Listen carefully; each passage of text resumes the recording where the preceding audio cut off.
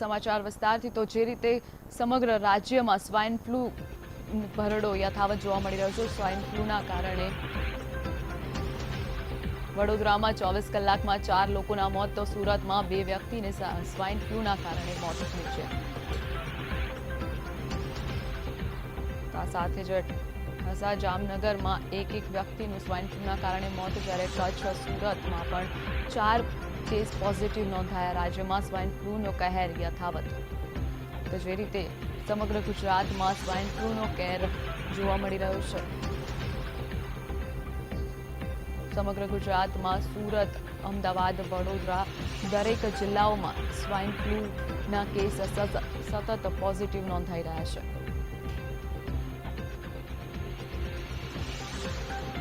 અમદાવાદમાં સ્વાઇન ફ્લૂએ ફરી માથું ઉંચક્યું છે. શહેરમાં સ્વાઇન ફ્લૂને કારણે 2 લોકોના મોત થયા છે. શહેરના નરોડા વિસ્તારમાં મહિલા અને વિરાટનગર વિસ્તારમાં એક વ્યક્તિનું સ્વાઇન ફ્લૂને કારણે મોત નીપજ્યું છે. શહેરમાં અત્યાર સુધીમાં કુલ 12 લોકોના મોત નીપજ્યા. તો આ સાથે જ વડોદરામાં 4ના મોત તેમજ સુરતમાં પણ 2 વ્યક્તિના મોત નીપજ્યા છે.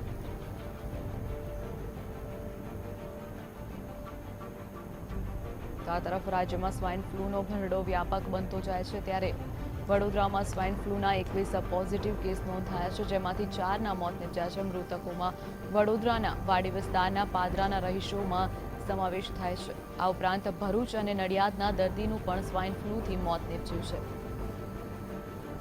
તો જણાવી દઈએ કે સ્વાઇન ફ્લૂને કારણે સતત મૃત્યુઆંકમાં વધારો થતો જોવા મળી રહ્યો છે. અમદાવાદમાં 12, સુરતમાં 2 તેમજ વડોદરામાં 4ના મોત નીપજ્યા છે.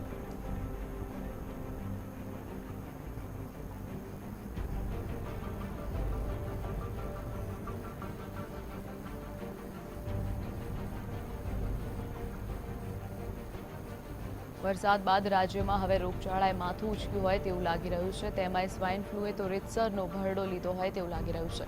સુરતમાં સ્વાઇન ફ્લૂના 4 પોઝિટિવ કેસ નોંધાયા હતા. કુલ 73 દર્દીમાંથી 19 દર્દી વેન્ટિલેટર પર છે અને 4 દર્દી ઓક્સિજન, જેમાંથી 1 દર્દીનું મોત થતાં સુરતમાં સ્વાઇન ફ્લૂથી કુલ મૃત્યુઆંક 10 પર પહોંચી ચૂક્યો છે. તો કચ્છમાં પણ સ્વાઇન ફ્લૂનો કેર યથાવત જોવા મળી રહ્યો છે, ત્યારે વધુ 4 કેસ પોઝિટિવ નોંધાતા ચાલુ વર્ષે સ્વાઇન ફ્લૂના 82 પોઝિટિવ કેસ નોંધાયા છે. તો જણાવી દઈએ કે જે રીતે સમગ્ર ગુજરાતમાં વરસાદ બાદ રોગચાળો ફેલાવાની ઘટના સતત સામે આવી રહી હોય તેવું લાગી રહ્યું છે, તેમાં પણ સ્વાઇન ફ્લૂ સતત વધી રહ્યો છે. તો વાત કરીએ તો અમદાવાદમાં કુલ અત્યાર સુધીમાં 12ના મોત થયા છે, જ્યારે વડોદરામાં 4 વ્યક્તિના મોત થયા છે. સુરતમાં 4 કેસ પોઝિટિવ નોંધાયા હતા, જેમાંથી 1 દર્દીનું મૃત્યુ થયું છે. તો આ સાથે જ સુરતનો મૃત્યુઆંક 10 પર પહોંચી ચૂક્યો છે.